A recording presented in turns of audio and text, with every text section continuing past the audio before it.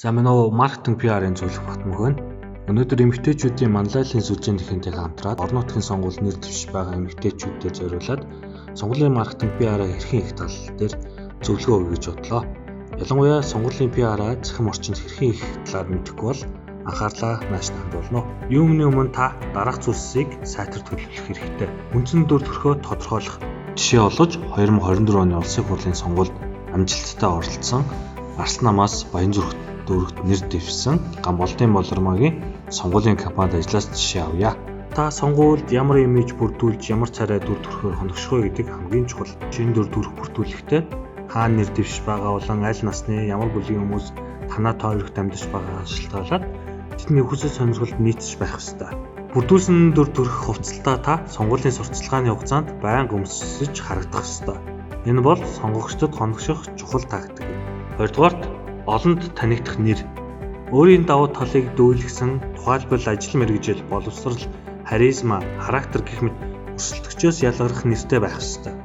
Үүгээр хинч таныг мэддэг болох нь том давуу тал. Жишээ нь Наранбаяр багш, золоо инженер, бордэлт болормоо гэх мэт. Гуравт өрөө үг.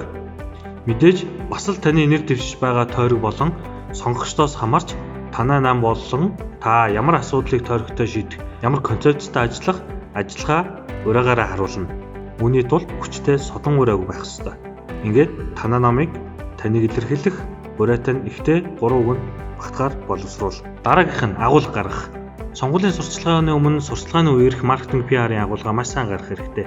Энэ нь мэдээж таны сонгогчдын нас, үеэс, боловсрал, амьдралын түвшин гэх мэт нэг үгээр хэлбэл зорилттой сегменттэй хүрэхийн тулд та ямар үг хэллэг агуулга ашиглах вэ гэсэн үг юм. Сурталчилгаа эхлээгүй байх үед мэдээж та өөрийгөө сурталчлаад явах нь хуулийн хувьд боломжгүй тул та сурталчилгаа эхлэхээс өмнө өөрийгөө хувь хүн талаасаа, өөрийн үзэл бодол, итгэл үнэмшил, гэр бүл гэх мэт таныг хэн бэ, ямар хүн бэ гэдгийг мэдүүлэх талаасаа харуулах контентуудыг хийн.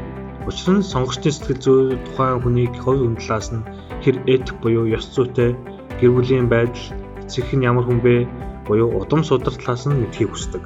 Сурталчилгаа эхэлсний дараа тухайн нэр дэвшиж байгаа тойргоос хамаарат ямар асуудлыг шийдэх, ирээдүйд яаж өөрчлөхийг хүсэж байгаа болон их зүйлээсээ төлхөө харуулсан агуулга байх ёстой.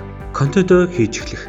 Контентоо аль болох зураг, постэр болон богино хэмжээний видео, рилс, инфографик ч юм уу тухайн хэлэх гэсэн санаагаа яаж илэрхийлэхээс хамаарат форматаа сонгож хийх хэрэгтэй. Постэр хийвэл зураг, ураа үг, овг нэр, олон танигдах нэр гих мэт зүйлсийг оруулсан цэвэрхэн энгийн товч тодорхой агуулгатай байх хэрэгтэй.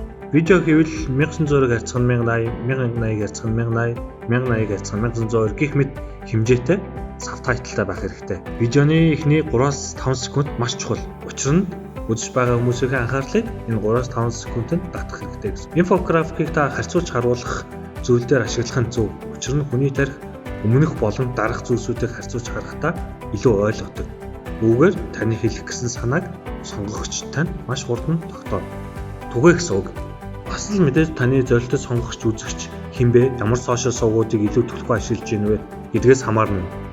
Монголчуудын хамгийн их хэрэглэдэг сошиал медиа сувг бол Facebook юм. Тэгэхээр та Facebook дээр өөрийн пэйж хуудсыг нээж хүргэх нь үр дүнтэйг надаар илүүлдэхгүй мэдэх баха. Facebook дээр контентоо бүүсгэхдээ awareness үүсгэх, engagement үүсгэх, байршлаа зөв сонгох мэт контентын агуулга юу бүүслэхээс хамаарч зөв бүүслэх хэрэгтэй.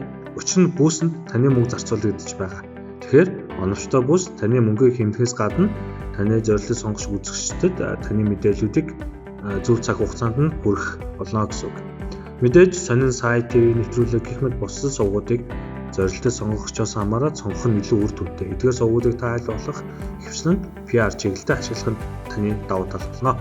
Хамгийн сүүлд ерөнхийд нь товчхон базаад хэлэхэд сонгуулийн сурталчилгааны өмнө таныг хувийн талаас нь харуулсан контентуудыг хийж awareness үүсгэх хэрэгтэй. Хоёрдугаар сурталчилгааны үеэр тухайн нэр дэвшиж байгаа тойргийн асуудлыг хэрхэн шийдэх, төлөвлөгөөгөө хүргэх контентыг мөн ажиллуулж хийж хүргэх хэрэгтэй. Гуравдугаар туршлагаа хаагахаас 2-3 өдрийн өмнө өөрийгөө дэмжүүлэх бусад олонний танил болон хүмүүсээр таныг сонгох хэрэгтэй гэсэн мессежүүдийг төлхөө өгөх хэрэгтэй. За ингээд та хүндээ сонгуулийн сурталчилгааг эрхийг талаар маш товчхон мэдээлэл өгүүлээ.